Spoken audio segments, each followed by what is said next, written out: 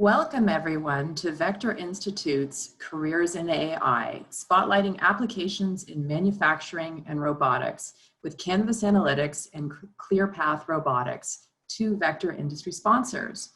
My name is Melissa Judd, and on behalf of everyone at Vector, thank you for spending this hour with us. And a very special thank you to our two presenters for taking the time out of their busy schedules to be with us today.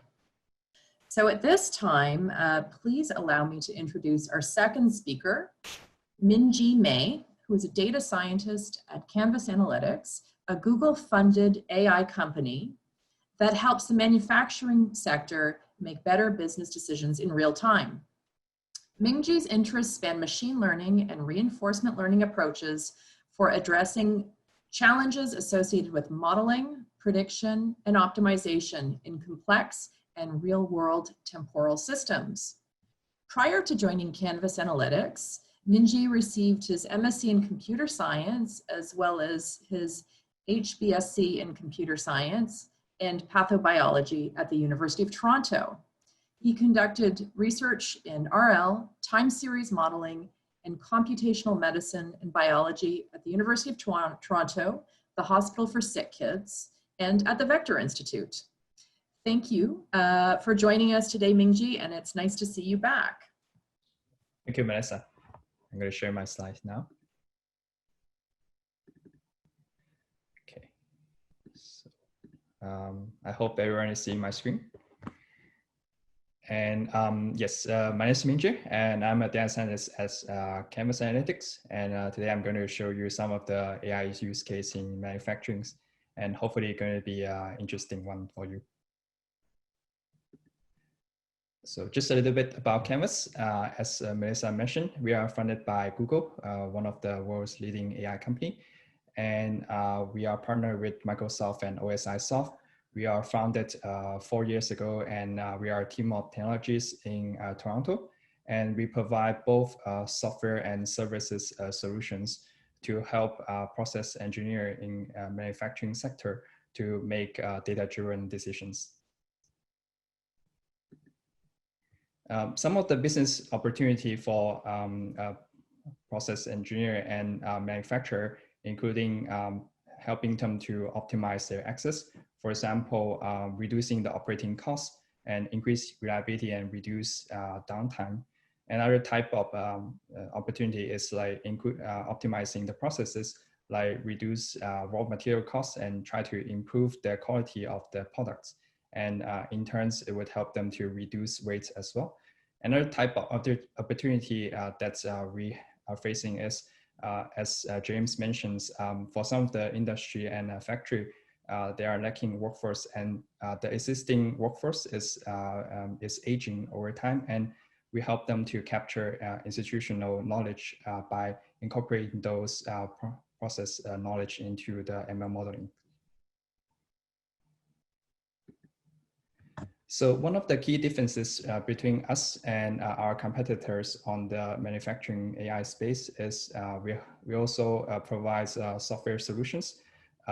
We connect clients' data either offline or online to the AI platform. And then we have a series of user experience that would help them to contextualize their process knowledge into the AI modelings. And we include a number of templates for them to save time and costs to build an AI model, and that will still be useful for them to make the decisions.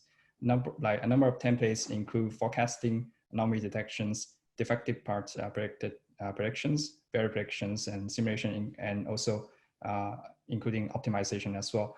These are 6 templates that we see most generally applied into many of the factories. And if the AI model was successful, we also help them to deploy and monitoring both their incoming data as well as the stream predictions coming from the AI models. Now I'm going to show you some of the use cases that we have developed. One of the use cases is control of fuel intake into a blast furnace. What you're seeing on the left side is a medium size of industrial blast furnace. What is take on the top is like coke which is a kind of fuel, and iron ore at the very top of the furnace. And then it ran through a series of thermodynamic reactions. And in turns, it will result in molten metal, which is collected by a process engineer that they would take into the lab to go through a series of measurements to understand what's the quality of the products and whether or not they control their process correctly during this past periods, which is mostly influenced by the fuel intake. And this chart you usually see in the manufacturing space, where the process engineer want to control their process in such a way that they would minimize the variations in their products, such that most of their products is inspect within the upper and lower control limits, and very few is outside of spec, because those would take the rework time, as well as they might have to discard that products if it's not really in spec. Yeah, and we help them to build RO pipelines such that it would take the blast furnace conditions into the RO agents, and it would predict what is the right amount of fuel level over time, such that we would help them to reduce the variations in the quality of the products. And we deployed the very initial models in last year, and we already have 5 or 6 versions deployed now with variations in the modeling and variations in targets of product quality control. And we have achieved around more than 90% of compliance, which means operators following the agents more than 90% of the time. And we also help them to significantly reduce the variations in the quality of the products. And also by controlling fuel intake, we also save some of the fuel that was continuously supplied to the blast furnace. And just following up with the blast furnace case, the molten metal also ran through a series of physical and chemical reactions, and then it resolved into the steel metal, in which case they would then go through a number of chemical and physical tests to understand what is the chemical components and physical components of the metals. And then they would undergo a number of physical destructive tests to understand whether the mechanical property is in specs for what their clients would ask for. In this way, they can only do this kind of destructive tests on only a small fractions of their sample.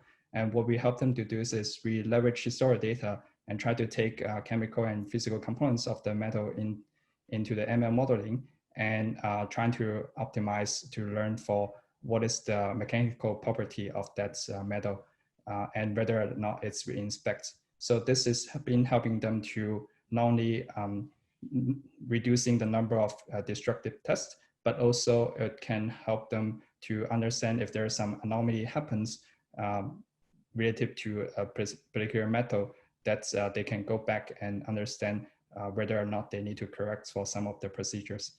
Another way that they have been using it is doing a what-if analysis. So for example, they can change some of the chemical components or physical components and understand how they are affecting the mechanical property by going through the ML modeling.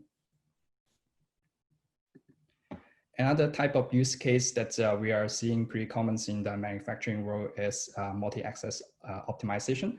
How it would look like is usually there are a number of boilers that are acting together to supply a plant steam demand, and the boiler can be the same configuration or a different configuration. For example, if we have 2 boilers of the same configurations, what the operator would do usually is they put the equal biases on boiler 1 and 2, such that boiler 1 and 2 produce the same amounts of steam that will satisfy the overall steam output demands.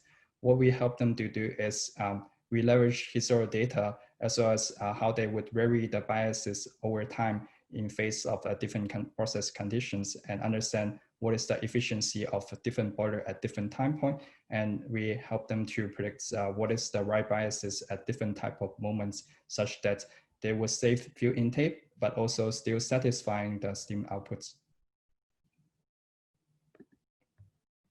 Another type of use case that we have developed is on a geothermal well, which is the one that you're looking at on the left here.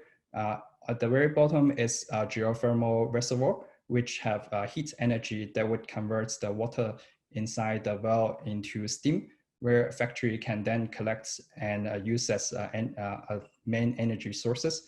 And for some of the factory, they then re-inject the liquid water back into the well to replenish the water level inside the well. And from time to time, there's also precipitation, which rainwater can come back and also replenish the water level in the geothermal reservoir.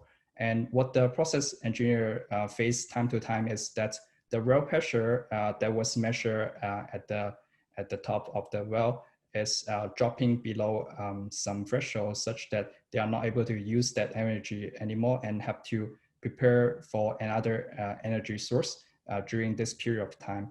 And what we've been helping them to do is we help them to develop the forecasting model to understand what is the risk of well collapses early, or at least 2 to 3 hour advance warning, such that they would do interventions on the production well to try to resurrect it back. Or another thing is they could start to plan ahead for alternative energy source during this period of time. Another thing is they can start to prepare for resurrection of the well if the initial attempt wasn't successful. Another type of use case that was really common in the manufacturing world is anomaly detections.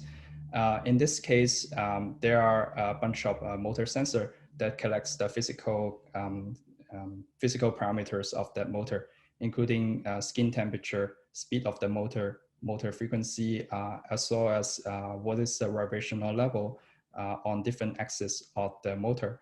And what the client previously been using is a simple thresholding system, which is generate too many alerts and a warning to them, which in turn the process engineer are just going to ignore a lot of the signal. And what we helping them to do is we help them to incorporate the motor sensor information as well as the process condition and including some seasonalities effects into understand whether the motor is really misbehaved or not. And we develop a time series anomaly detection model and including explainer that would help them to understand if the motor is misbehaved or and why is it misbehaved. So before I go to the question round, I just want to mention that ML algorithm or ML code is only a piece, a very small piece in the complete ML solution. In order to build a complete solution, there are a lot of engineering efforts to make it work and also go into the maintenance. Okay, and I will open up for questions if there's any. Thank you, Mingjie. That was a great presentation. Much appreciated. We do have a few questions. I think we're going to take two at this time. The first question, could you say a little bit more about how the defective part prediction works? From your end, you talked a little bit about anomaly detection. Could you just say a little bit more? Yeah, so for defective part predictions, it's usually for batching type of manufacturing. So what it will look like is, imagine there's a production line and you have a product that is coming out of the production lines over time. And for each product, they would go through either manual inspections or machine inspections to understand whether there's defects and what kind of defects in that product. And in that case, we usually frame it as a classification type of model, and to start to understand what are the things that is affecting, that is making it to be a defective part, and how can we leverage that information back into the process line such that they could reduce that number. Thank you. I'm going to take one more question, and then hopefully we'll have an opportunity to answer some of the questions in chat from you after. I am going to ask you to speak a little bit about the reliability some of the models you've developed are achieving, or do you feel like it's a work in process from a reliability standpoint? Yes, so it would help to compare against the labels, for example, if it's a defective part prediction, or compares against some metrics either on data science side or on the business metric side to understand whether the model is working at all. Another thing is that we also incorporate in explainability too to understand whether the model is making nonsense predictions at all. Thank you for that. Thank you, James, and thank you, Mingjie, for your presentations.